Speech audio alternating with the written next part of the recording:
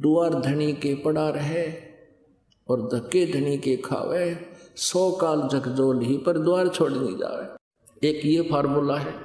राम नाम रटते रहो, राम नाम रटते रहो, जब तक घट में प्राणी, कभू तो दीन दयाल के भनक पड़ेगी कान।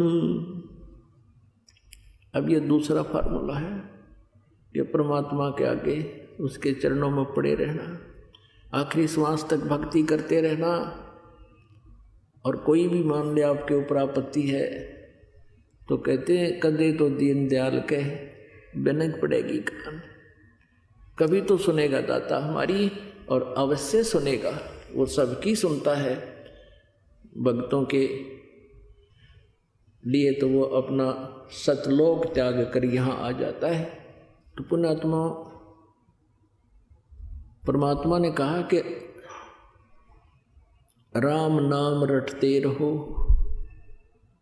परमेश्वर ने स्वयं ही हमें एक तत्वदर्शी संत बनकर हमें समझाया है, अपना ही डबल रोल करके कहा है कि राम नाम रटते रहो जब तक घट में प्राण, और कभू तो दीन दयाल के भनक पड़ेगी कान।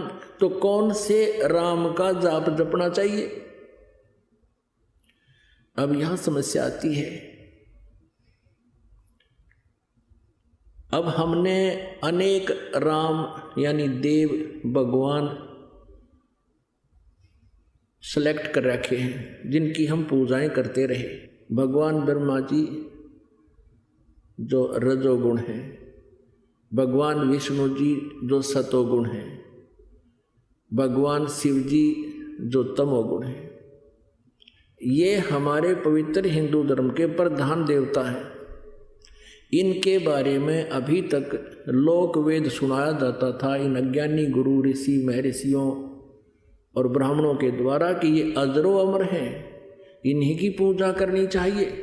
अब हमने राम सेलेक्ट करना है, हमने भगवान सेलेक्ट करना है, किसकी पूजा करनी चाहिए जिससे हमारा जन्म और मृत्यु का रोग नाश होए, जिस भगवान की भक्ति से हमारे शुभ संस्कार बने, अशुभ संस्कारों का नाश हो, हमारे प्रारब्ध के पाप कर्मों का नाश हो।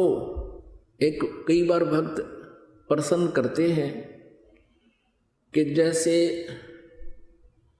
भगवान श्री कृष्ण जी अर्थात विष्णु जी ने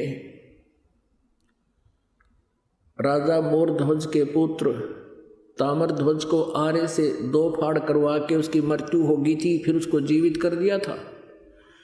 तो वो भक्त कहते हैं क्या भगवान श्री विष्णु अर्थात श्री कृष्ण जी में शक्ति नहीं है? ये भी तो दुख दूर कर सकते हैं। अब पुण्यात्माओं, अब मोरध्वज राजा के पुत्र को जीवित करके दुख दूर क्या किया? वो तो दुख पैदा किया श्री कृष्ण ने जाके, और जाके कह दिया हमारे शेर का आहार तुम्हारे परिवार में से एक आदमी हो। और लास्ट में लड़के के ऊपर आप फैसला कर दिया तुम अपना लड़का काटो मेरे शेर के लिए, सिंह के लिए। अब उसने तो समस्या पैदा कर दी जाकर उनके जी ने सुख के कराया, वो लड़का जीवित कर दिया। अपने आत्माओं, ये 16 कला के भगवान हैं और ये चतुर्भुजी भगवान है। एक छोटा मोटा सिद्ध भी ऐसी क्रियाएं कर देता है। गोरखनाथ जी ने अपने गुरु मच्छंदर नाथ जी की अस्थि उठाकर उनका शरीर फूंक दिया गया था, उन अस्थियों से ही उसको पुनर्मनुष्य बना दिया और जीवन दान दे दिया। तो यहां कहने का भाव ये है कि और वही श्री कृष्ण जी जिसने मोरध्वज के राजा के पुत्र ताम्रध्वज को जीवित कर दिया आरे से चरवा कर मृत्यु के उपरांत, वो अपने सगे भांजे अभिमन्यु को जीवित नहीं कर सके श्री कृष्ण अर्थात विष्णु जी। जो सुभद्रा पुत्र थे अभिमन्यु जी, महाभारत के युद्ध में चक्रव्यूह में उनकी मृत्यु हो गई थी। पांडवों का कुल नाश हो रहा था। श्री कृष्ण रो रहा था, सुभद्रा रो रही थी। पांचों पांडवों के आंसू टपक रहे थे। श्री कृष्ण जीवित नहीं कर सके, कारण क्या है? परमेश्वर कबीर जी ने बताया है कि उस ताम्रध्वज लड़के के श्वास शेष थे, यानी उसकी आयु शेष थी, और उस अभिमन्यु की आयु शेष नहीं थी। उसके प्रारब्ध में इतना ही आयु था और वहीं उसकी मृत्यु निश्चित थी, जिस कारण से अभिमन्यु को श्री कृष्ण जीवित नहीं कर सके। आप सुन रहे थे जगत गुरु तत्वदर्शी संत रामपाल जी महाराज जी के मंगल प्रवचन। अधिक जानकारी के लिए विजिट कीजिए हमारी वेबसाइट www.jagatgururampalji.org। संत रामपाल जी महाराज जी के शुभ आशीर्वाद से पूरे विश्व भर में 500 से भी ज्यादा नाम दीक्षा केंद्र हैं, जिन पर संत रामपाल जी महाराज जी द्वारा ऑनलाइन निशुल्क नाम दीक्षा दी जा रही है। अपने नजदीकी नाम दीक्षा केंद्र का पता करने के लिए संपर्क करें 8222880541।